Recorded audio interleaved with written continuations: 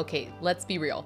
Most of us wake up, check our phone, maybe scroll the socials or check that group text, and before we know it, we look up and the day is gone. Our attention pulled in a bunch of different directions. But what if reclaiming our focus is the key to unlocking our full potential? I'm Tracy, and today I'm joined by John Putz to explore how attention, embodiment, and deep self-awareness can help us live and lead with more purpose. We'll dive into the power of vertical development, why human-centered skills are more essential than ever, and how you can take back control of your time and energy.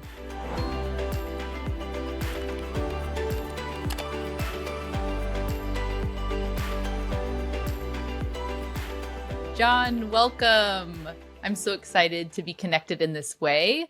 The last time we were together, may you tell the audience about where we were at the non-frince and what that was? Yes, that's right. That was the beginning of October, 1.5 months ago in Amsterdam, my hometown originally. And yeah, it was a beautiful opportunity to bring together about 120 pioneers in the field of learning, development, and really sort of ask ourselves some powerful questions around what is it that makes us human in the AI era?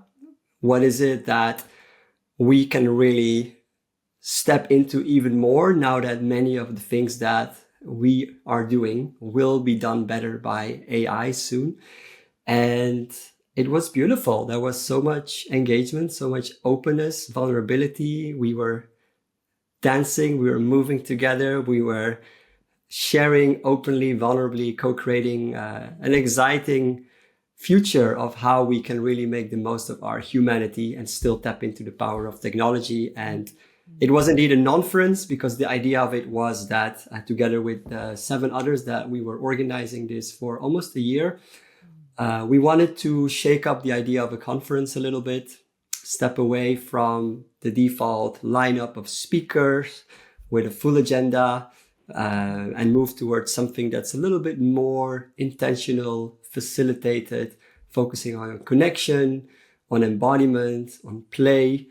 And it was an experiment. And given all the things that we heard, I think it was absolutely beautiful. And I think we all contributed it. So you as a participant as well helped co-create this. So really grateful that we got to share that profound experience. One of the things, John, that you took us through was an embodiment experience. It wasn't contained to the time in which you were speaking and facilitating. It lived on outside. And I think that's one thing that perhaps as we continue to speak today, we can get into the depths of, what it looks like to connect more deeply to ourselves and how that shows up at work, how that shows up in our lives. Because one thing I'd love to just kick off with that, from spending time under your facilitation in that event and just being in the same space, it is clear to me that you have done and continue to do the quote unquote work. And so it allows for space for others to move in that direction, if that makes sense. Yeah, thanks for bringing that up again. To me, I feel like embodiment and helping ourselves come more in touch with our bodies and all the powerful possibilities that opens up is really a key part of doing the work. First and foremost, myself, already for over a decade, I feel I've been through a big journey of coming more into my bodies, whereas before I spent a lot of time and focus on what's above the neck part of my body.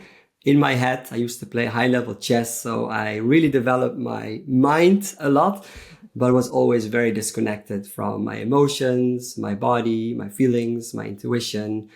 And I feel that through all those years, through all the different things that I've explored in doing the work, as you said, I've realized how powerful it has been to really come more in touch with a more holistic way of being, where I include all the information that my emotions, my intuitions, my feelings provide me, and also the depth of connection this can open up with others, where in the past, a lot of my connection was very much mental and content-based and transactional. Over the years, I learned to make that connection more heart-based empathic, compassionate. And by learning to feel what's happening in my own body, I then can also feel others and environments and teams more precise. And I think, therefore, I felt starting off with an embodiment experience to help us all really ground ourselves from the beginning, stepping into not just the mind, but also the heart and the body and the intuition is really the way to set ourselves up for success in our personal life, but also in the business world, as you mentioned. Yes, I love it. John, will you tell our listeners a little bit of your story? I like to ask the question, what is it that you build? It's building thinkers. People take the term build in all sorts of different ways, so you don't need to use it literally. However you see fit, to tell the listeners a little bit of your story. I think a pivotal moment was around 2013, when I was living a pretty comfortable life, working at the European headquarters of Google, working hard on my career, trying to make a name out for myself, enjoying all the different things that were being offered at Google, like 6-7 restaurants in 4 buildings, massages at work, swimming pools, weekend penthouse parties at some of my colleagues. So on paper, it really looked like a pretty great life, but gradually, more and more, I felt that inside I was actually deeply unfulfilled. What I realized is that I sort of thought I was chasing and following all the boxes that should make up for a good life, but it wasn't really feeling like that inside. So yeah, I started developing some anxieties. I started having some weird physical symptoms. I started feeling drained after work. Even after a good night of sleep, I didn't feel energized at all. I was losing motivation, but I didn't want to let go of this lifestyle. In the end, that's what I knew. That's what I had done for years. Chasing experiences, achievements, traveling the world, collecting experiences like souvenirs. So I kept saying yes to all kinds of social engagements, to moving forward in my career. But then things got worse. So the anxieties turned into panic attacks, the physical issues turned into chronic pain, the sleepless nights turned into difficult nightmares, and really just feeling lost, unmotivated. So this, to me, I think, was the time when my body really said, stop, something has to change. And this time I did listen. So I left my job at Google 2015. I drastically reduced my social engagement. I put my need for building a career on hold. I left everything behind. I booked a one-way ticket to Asia, not knowing when I would return. So there I was, meditating in the Thai jungle for 10 hours straight, 10 days in a row, just me and my thoughts. And there it was really for the first time that I fully slowed down to figure out what is happening in my inner world. And at first it was terribly uncomfortable. But as I sat with the silence and the discomfort I felt in my bodies, I gradually started peeling off the layers and realizing how much stuff I had suppressed, how many emotions, feeling unprocessed grief and pain and anxieties that were still stored in the body that I was always avoiding just to continue living the exciting life that I was living. And it was also by learning to be with that and sit with that, I learned that the only way out was through. So this was the start of many years of different silence retreat, lots of different forms of doing the work, from meditation to breath work to different forms of embodiment, circle work, and just also different longer travels on my own to really figure out who am I when I'm not in the middle of all these things that condition me and influence me. And yeah, over these years, I really learned to start coming more into my body, to listen to the signals that my body was giving me, the intuition. I started having more honest conversations with myself as well as with others, and gradually realizing that the outer life I created was no longer aligned with the inner world that I now got to know finally. So this is where gradually I realized that, something has to change. So I did still return to tech. I spent a few more years building products, the startup and scale up world in Berlin. And at some point I really realized that, okay, I'm more excited about the human side of things than the technology.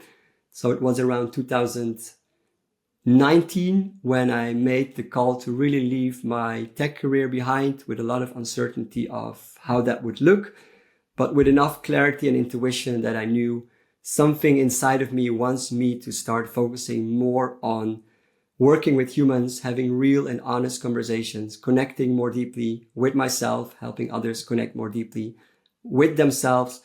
And also, I think there was a growing frustration over the years, seeing how much things in the workplace were focused on competition, on our egos, on just growth over humanity, people burning out, people feeling disengaged. So something in me just felt like it doesn't have to be that way. I feel like I wanted to make workplaces places of community where people feel like part of a family, where they can serve and use their gifts and strength to serve something greater than themselves. And through that, help business become a greater force for good in the world. So I did a year-long certification to become an integral coach. I did a year-long certification to become a facilitator at the time of a world-renowned program called Search Inside Yourself that was developed at Google.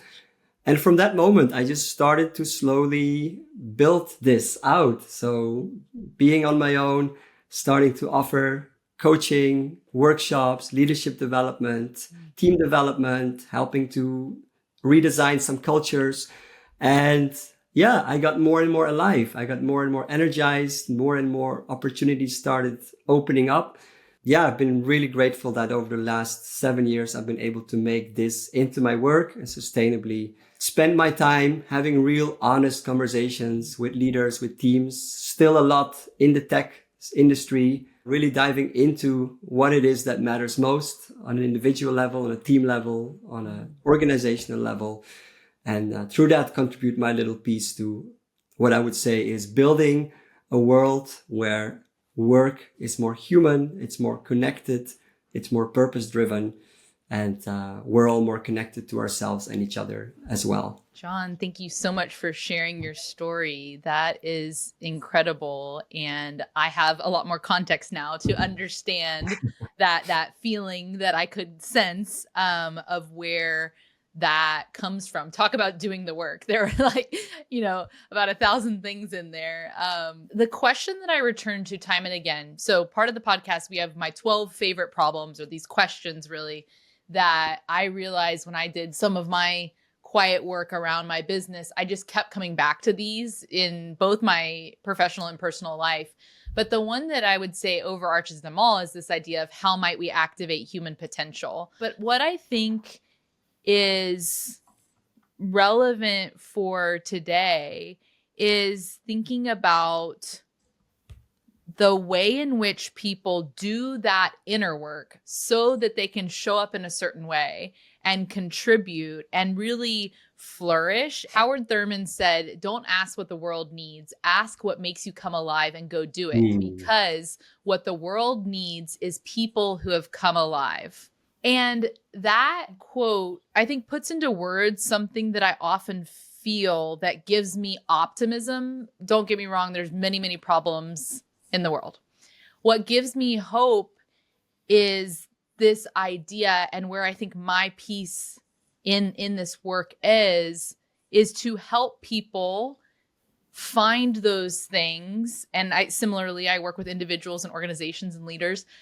And when they do come alive, when they do see and do the work, which to your point has a lot of moments of frustration and challenge and hard to get through it, to get to the other side. And then I don't know about you, but I've had to do it again and again and again. But I think what I'm after here is this idea of how we can help people on that journey move towards this aliveness. And so maybe we can start with, what do you think at this moment in time the world really needs? Let's start with that small question. That's a small question to kick us off with, like indeed. almost the same quote. The world needs people who, do you think it's people who've come alive like this? Or what would you say to that? People who... Yeah, well, it's funny you mentioned that quote because it's actually one of my favorites, and I've had that quote as a slide in so many of my workshops. Really? I absolutely love it because this is also the core of, I feel, what really makes me come alive is seeing more people come alive, seeing that little spark in their eyes when something really clicks, when they suddenly are reconnected with what matters most. And they start giving themselves permission to follow that aliveness, to follow that joy, to follow that what gives them energy and engagement and meaning on a day-to-day basis. I think, therefore, if you look at the question, what is it that the world needs most? I would say at current times, it's more high quality attention. We all need more awareness. There is so much happening every single day. We wake up, we grab our phones, we check our emails, we check our to-do list, we look at the news, we look at Instagram. We realize we're running late. We're getting ready to start work only to spend most of the day sitting in pointless meetings, in distractions. And basically we forget in the midst of all of that, what it is that's really important. So most of the time, we are not in control of our awareness. Most of the time, our attention is being hijacked by all kinds of things. And things are just speeding up. Like back in the days, people would sit down to watch a good old 3-hour Godfather movie, where the first 30 minutes would be a long, boring scene at a wedding. These days, a movie is not gonna be watched anymore if it's not instantly filled with all kinds of exciting things. Back in the days, people still took a lot more time for slower conversations. Now, the whole social medias are full of quick, instant, short videos, reels, because we need that constant stimulation and we're addicted to it. So I think we should approach it from a place of compassion rather than judgments and not sort of like make ourselves all look bad, that we're in our devices, in our emails, in our inboxes, in our calendars, drained at the end of the day, not having time left for our family, for ourselves, but rather from a place of understanding that if you look at some of the studies, for example, one study done by Killingsworth, they measure that an average person each day spends around 47% mind wandering. So around half of the time each day, we are not in charge of what we give our attention.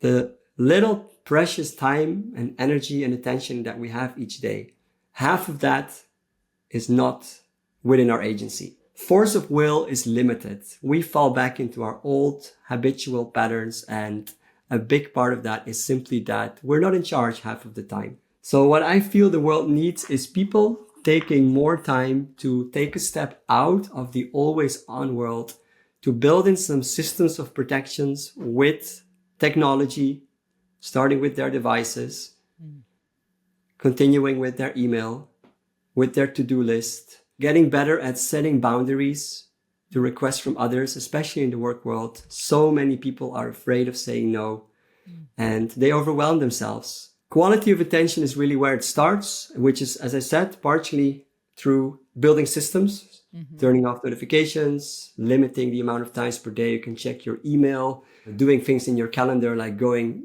to 45 meetings instead of 45-minute meetings instead of 60-minute meetings, making breaks between meetings, not working more than 90 to 120 minutes in a row before you take breaks. Things like that. But then also the other part of that is the inner world. Really finding a way to train our attention. For me, that has been through mindfulness, through meditation, through breath work, through different embodiment practices, spending more time in nature, running. We can all find our own ways to do it, but reconnecting to quiet, to more spaciousness in our own inner being. And through that place, returning to more agency, getting more clarity on which of this whirlwind of thoughts that we get every day are actually useful and true, and which of them are just distractions and full of self-referential thinking and anxieties and worries and planning. And then starting to discern and really following our inner truth. And of course, the body, again, is what we get more access to when we shut down the distractions, when we slow down, when we start to drop in a little bit more, breathe, feel ourselves, We're all breathing with you. and there we get access to more of that intuition and aliveness, what it is that matters. And from that place, we start coming alive from intrinsic motivation rather than from extrinsic motivation and conditioning and all of that. Ooh, John, I'm so glad you started us in this direction of attention, awareness, and the opposite, distraction. A couple notes that I took that maybe we could dive into. One, this idea of the always on world. So let's say we have listeners that are like, John, that sounds great, but the world is always on and I feel the pressure of it. What would you say to somebody, or maybe we can collectively unpack, what is at the root of why this is so hard to do? I think increasingly a lot of us know the research. We know we're addicted to our phones. We know that it feels overwhelming. And yet there we are back on it. Or maybe we've put on some of those notifications that set a time limit, but now we just click right through it and say, ignore. Yeah. What's at the root of that, in your opinion? So you're asking what's at the root of us not being able to get unhooked from all of that? Yeah. Right.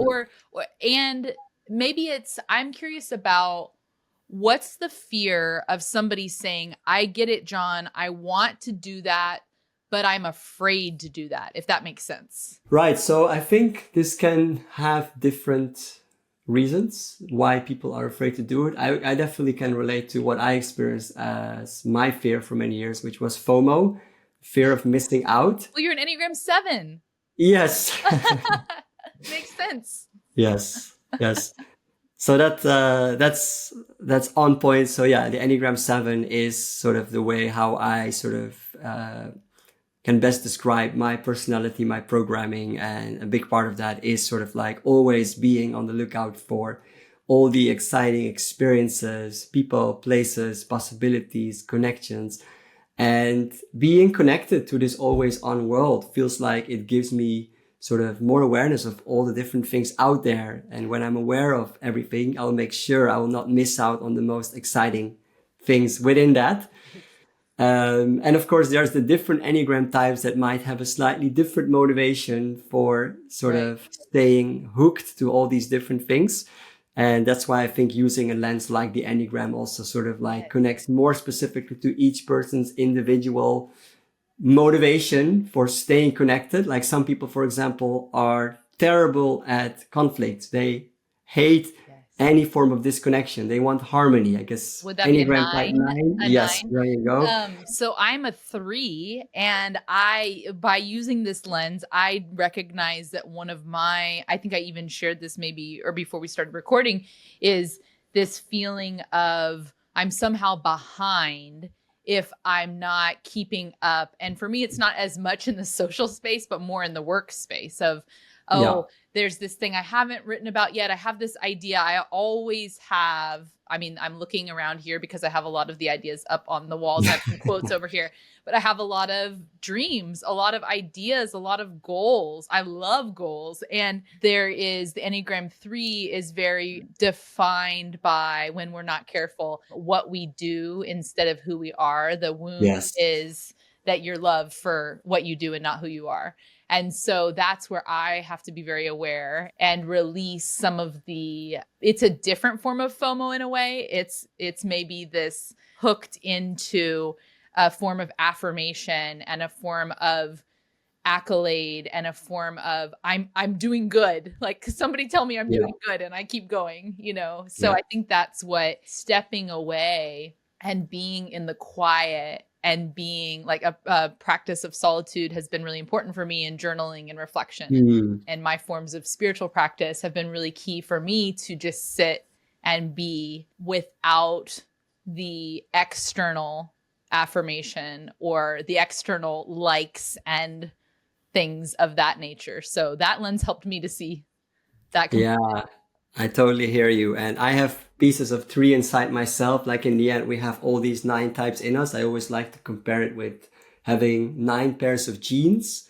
but one of them fitting best. So we wear one of them 70% of the time. So most of the lessons in life that we need to learn are within one of those types, but nevertheless, all of them contain life lessons to learn.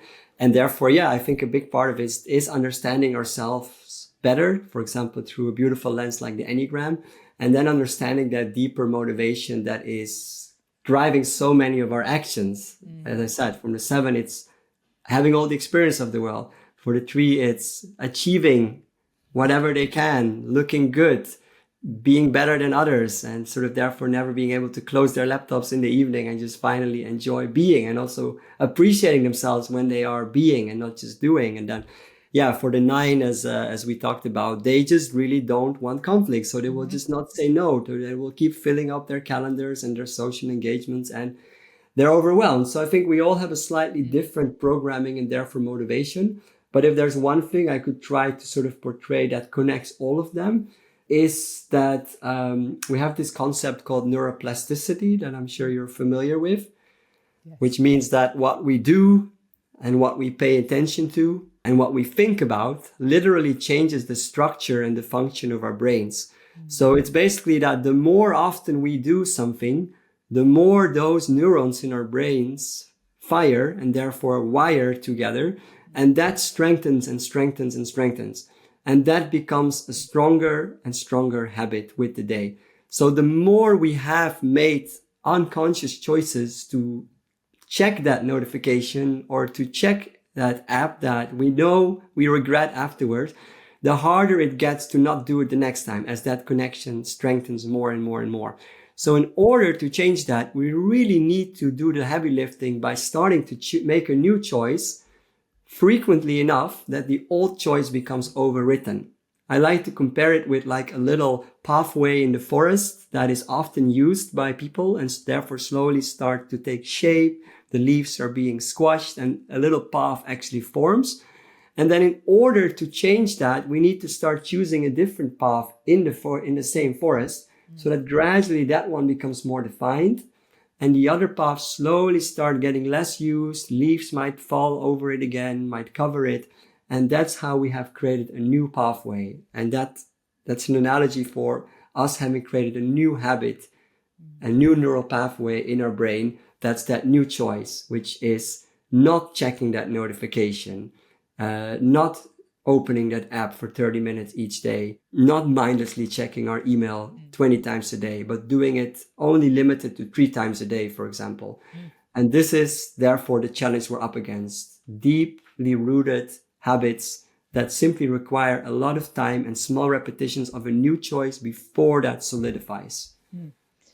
And John, I'm thinking about the stat you gave us about the 47% of the awareness that's not really our agency. And so is this the way forward in what you're speaking about, to choose new paths? Right now we're speaking about technology and specifically the huge distraction that can be when left unchecked. Are there other choices that you see that we could be making, or maybe themes that have come up in your work with leaders and organizations that can maybe grab back some of this percentage? Like, I'm imagining it being a pie chart and I'm like, I want more of that back. I want more agency. What other pieces of this do you see in those choices? Yeah, so this is also connected to something that I spoke about on the non-forums, and that was around the topic of vertical development.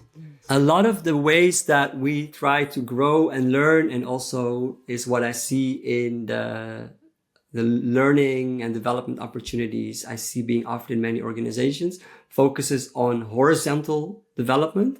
So throwing more information, tools, frameworks, and theories into our cups being our limited, already overwhelmed minds running on treadmills all day. And instead of that, I spoke about the importance of focusing more on vertical development, which is not about throwing more into the cup, but actually making the cup bigger, creating more space and capacity in our minds, making them less overwhelmed and always on, to actually integrate and apply some of those learnings.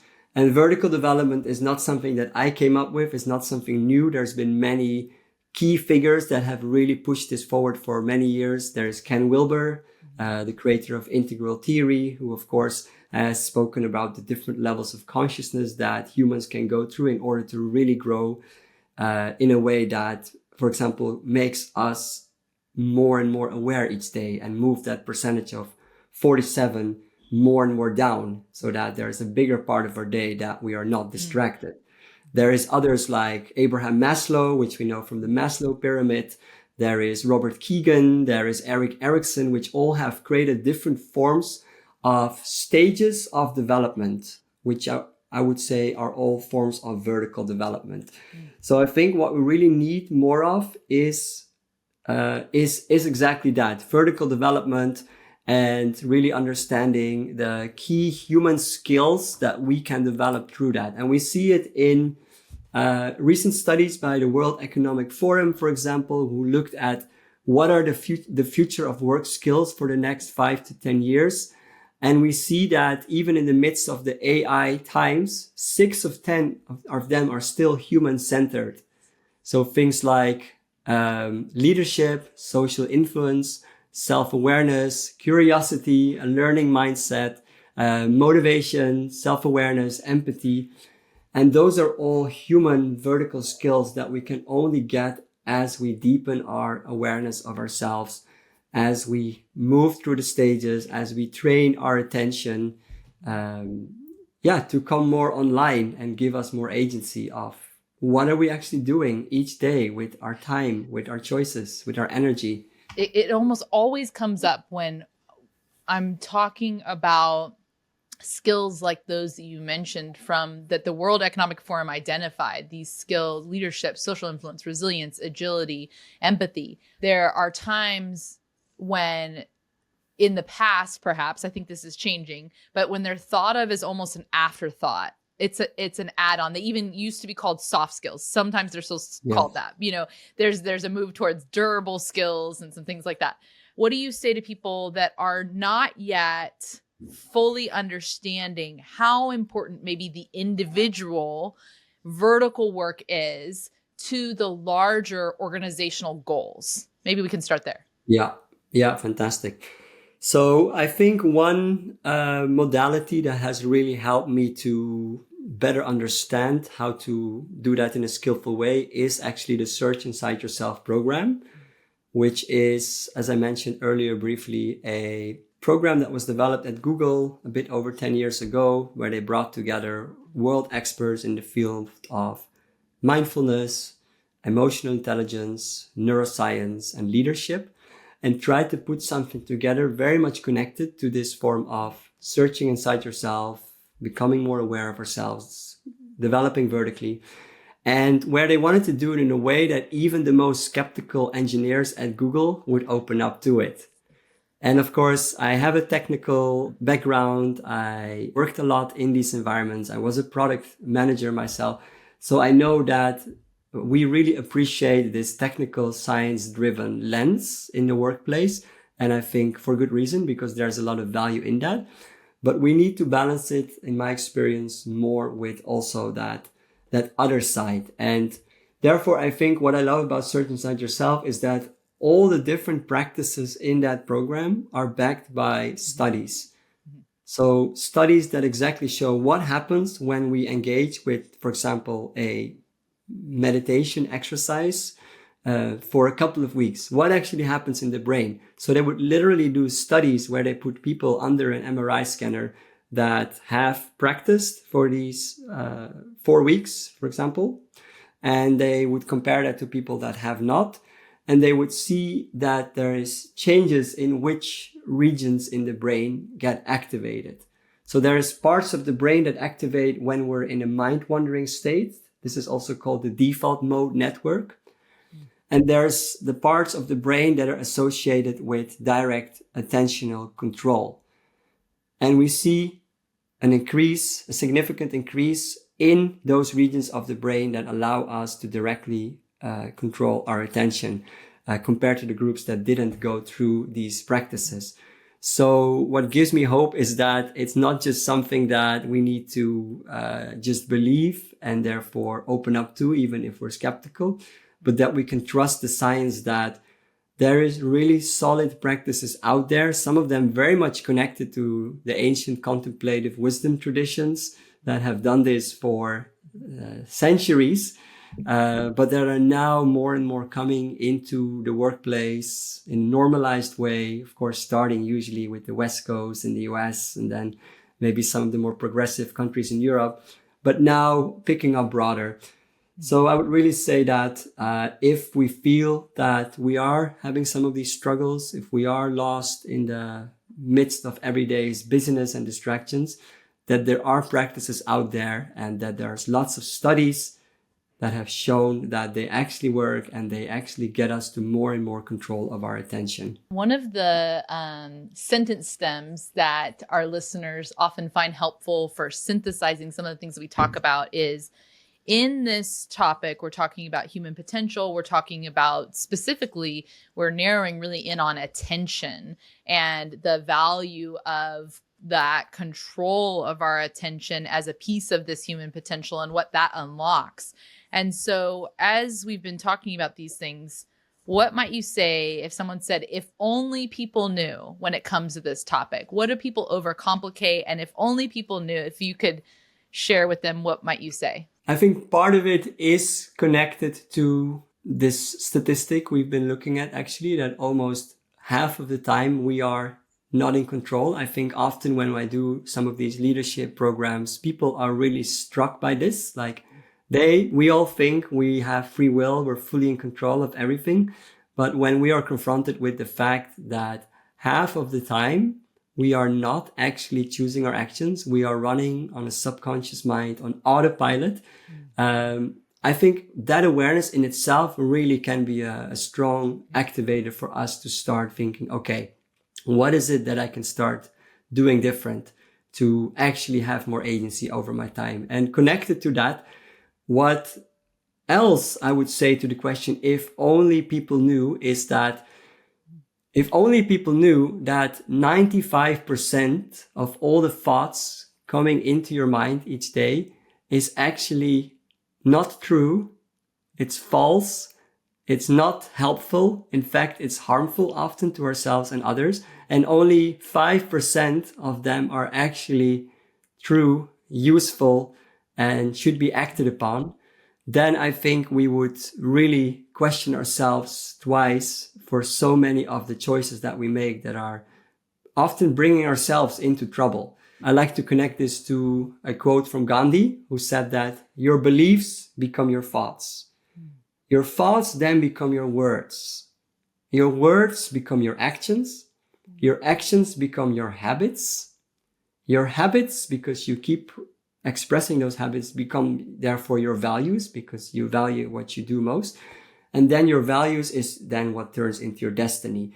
So whatever starts here, our relationship with these thoughts, our ability to discern between those few percent of thoughts that are actually useful and true and not filled with excessive self-referential thinking, put ourselves in the middle of the universe and making it all about us and what did we do wrong and what we could have done better and what people think of us, is the core of what leads then to our destiny. So if we don't take enough time to slow down, as you spoke earlier, to really come into a higher fidelity contact with our inner world, starting with the mind, then the words we speak, the actions we take, the habits we cultivate, the values we therefore cultivate, not just as an individual, but also how that comes through in our teams, in our business, and how our businesses touch the world.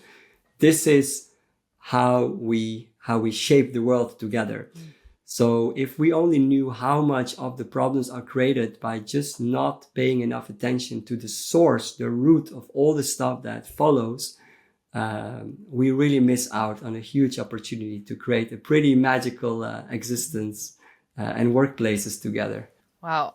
One of the terms that you've used a couple times is this self-referential thinking. I want to start there and say, if that even just term is striking somebody who's listening and recognizing that so many of these thoughts are rooted in our, like, that are about ourselves and protecting ourselves, self-preservation, or what other people are thinking of us. What's the starting place in your mind for shifting that from maybe so much self-referential to going forward? It sounds like you're saying step one is being aware, noticing and naming that. Maybe what's step two? Yes, yes. So maybe to start off with an example, sometimes when I facilitate workshops and there's a room full of engaged participants, and at some point I see one person in the room just being or looking a little disengaged and like a little bit like bored, where does my attention go? To Right that there. one person, right? Yeah. Because we have this thing called the negativity bias that has protected us over the centuries as more primal human beings that were constantly faced with threat. We need to be aware of potential threats for our survival, but it's still affecting us currently as humans in very innocent situations where, as I said, everybody's engaged, but one person is not. And because I'm so focused on myself, because of this self-referential thinking that often happens when we're on autopilot, a lot of what starts to happen in my mind is, oh, why is that person disengaged? Is he bored? Am I doing a poor job? How can I get this one person back on board? Should I try harder? Should I try to be more funny? Should I try to speak more convincingly? And I get distracted by that. And instead of focusing on service, showing up and simply doing my best, letting go of the rest, and focusing on the entire group and the transformational process that we're in, a lot of it is hijacked by this excessive focus on one idea that might not even be true. And this is just an example that I bring up because so much of our day is exactly this. There's so much happening and we are getting lost in little tiny rabbit holes of thoughts that take us away from what actually matters right now. We're in a meeting. Somebody says one thing that hits us in the wrong way. And instead of trying to make this a productive meeting for the sake of everyone's benefit, for the sake of our customers' benefits, we start creating a little under the table battle with someone else because we didn't like something they said. Maybe it wasn't even meant for us because again, we are focusing on ourselves. So absolutely, it starts with that awareness. And from that place, we can start noticing our typical default ways, how we explain what's happening in a situation.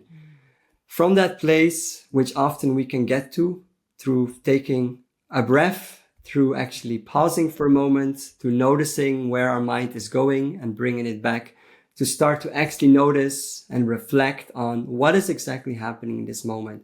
Why are my minds or my thoughts doing this? Is this actually true? Is this about me? Is this about them? And from that place, we can take a different choice of not letting this negativity bias hijack us completely. It's very connected to the work of Martin Seligman, actually, who speaks about the explanatory style. I'm not sure if you heard about this. Yes, but explain it. Yeah, the explanatory style is really something that helps us become more aware of what we tell ourselves when something doesn't go the way we want. For example, when we have a setback or when something happens in our environment, like, as I said, when I was presenting this workshop. And it talks about that when we are hung up in this self-referential thinking, we get very pessimistic. We think that it's all about us. I'm a failure. It's only my contribution why this isn't going well. On the level of permanence, we think that this has gone wrong. So everything is now messed up. This is not going to get better anymore. And on the level of pervasiveness, we think that, okay, it went wrong in this example, so it will also probably go wrong in all these other examples. And this creates so much drama and anxiety and worries that takes away from the time and energy we have each day to actually do something useful with our time and to enjoy ourselves. And instead, we can cultivate more of a realistic, optimistic, explanatory style, which on the level of the person can acknowledge, I'm one factor in this, but I'm not all encompassing. There's other people, there's other factors involved. So it's not just all about me, Maybe I stopped making myself so important that I think it's all me. On the level of permanence, we don't have to necessarily buy into the story that if I did something wrong once, that I will never get it right. And on the level of pervasiveness, we don't directly have to worry that if it went wrong with this one thing, with this project, then all other projects will fail as well. So just noticing where on the pendulum we are with perhaps how excessively negative and pessimistically we react to things that aren't going well, towards maybe also taking it too far to the other side and putting on pink colored glasses and just denying it and pushing away all negative and just telling ourselves like fairy tales that we're perfect and everyone else is just wrong. How about finding that healthy place in the middle where we do acknowledge and see our contribution to something not working, but we leave it with that. And then we very quickly focus on, okay, let's accept what's outside of my control. Let's embrace, learn from the situation, and put our best foot forward again next. So I think that's maybe connected to the second step, from that awareness, seeing what's really happening here and using all that information, which includes the intuition, the emotional awareness, to take more skillful next steps, which can be different in any situation. And to your point, it's also not these rose-colored glasses that are saying there is nothing for me to change or not recognizing when there's the time for feedback. And so I love that you described it as a pendulum. Let's go, John, to some of the recommendations that you have. Any book recommendations, podcast recommendations, and I'd love for you to spend a moment talking about the work that you do, the type of clients that you might like to work with, anything on that front as we kind of wind down. One of the books I really love is Make Time. It's a framework that started off with a book that now also has a course and a couple of different workshops that we offer in organizations that are based on around 90 tactics to help us to focus on what matters more every day, especially by helping us to change our relationship to distractions and technology and build in systems in place. And then on the front of the inner world, I think there's two books that I really love. One of them is After the Ecstasy, The Laundry by Jack Kornfield. Because what I think is very refreshing is that, you know, to some degree, the work and also spiritual work that I think is also a part of that can make us move more and more towards trying to feel free and ecstatic and have all possibilities. And yes, there is a path to more freedom, but there's also the responsibility that grows with more freedom to actually show up. And the other one is The Way of Integrity by Martha Beck, which is a beautiful book that helps us stepwise to return back to integrity.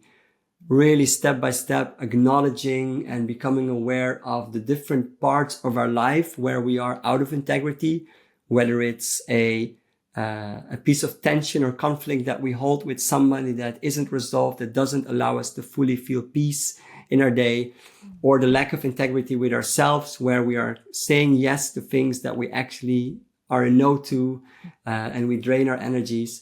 And really gradually come back into integrity, which is, I think, the way that we can also bring ourselves back to a place where we are more able to then step into bigger responsibilities and serve something greater than ourselves. Podcast wise, one of them that I've been really getting a lot out of is The Drive by Peter Attia, who has been an athlete that has competed on very high levels. So that has really taken a journey with his body and understood how his body works in many ways, but is also a medical doctor. So also has that scientific understanding of the body and really helps us understand how to organize our life so that we actually optimize for longevity, for lifespan and health span, which in a way to me is focusing on what matters every day and feeling energized and grateful and alive every day and being able to do that as long as possible.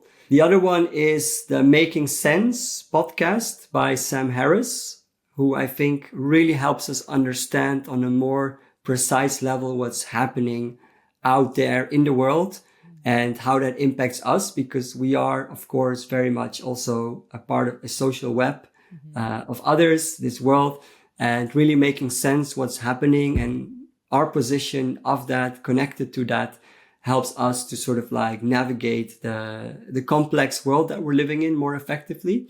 Other forms of development that people could do, I think one activity that I really love is doing our ikigai, which is really all about understanding what we're here for on this life. What are the things that we can step into more and more, that we love, that the world needs, that also allow us to earn a living, that we're also good at, and therefore find more clarity on our purpose, and wake up every day feeling clear what we're here for and why we wake up. Well, I'm so excited to explore those resources. We'll put all the links to everything in the episode description so that everyone can find those. And John, can you tell us a little bit more about where can people find you? What kind of things might you be interested in our listeners reaching out or connecting you with others? A little bit about your work and where people can find you. Yeah, absolutely. So I'm based in Berlin, just to start out with that. However, I travel around, and I would say that, yeah, people can find me by looking at my website, johnputz.com. I'm also part of a broader sort of boutique collective of facilitators, speakers, and executive coaches called Evolution, which actually started on the West Coast in the US, in LA, and brings together about 60, 70 partners, all sort of doing their own work, similar to myself: leadership development, team development, culture development, offsites, doing psychometrics with people, 360s, and really aiming at trying to evolve leaders, evolve businesses into higher forms of potential, into higher forms of consciousness, and making workplaces, as I mentioned earlier, more again what they could be before we got distracted into all the different things. So a place of families, of service, of meaning, making business a force for good. So evolution.team is where you'll find the work that I do together with those others to have a broader impact together.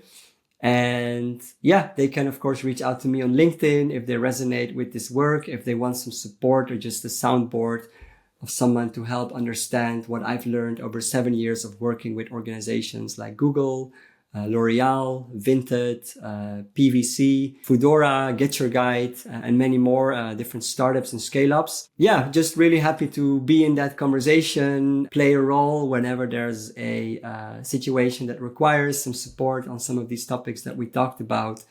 And also on the level of the individual, I'm very passionate about supporting people with transitions, which often can be really challenging, but can at the same time be a breakthrough, where we can really reassess what's important, who we are, what matters most, what our purpose is, what kind of career fits to that, working with exciting tools like the Enneagram to really understand our blueprint, how we're programmed, and what that means for us.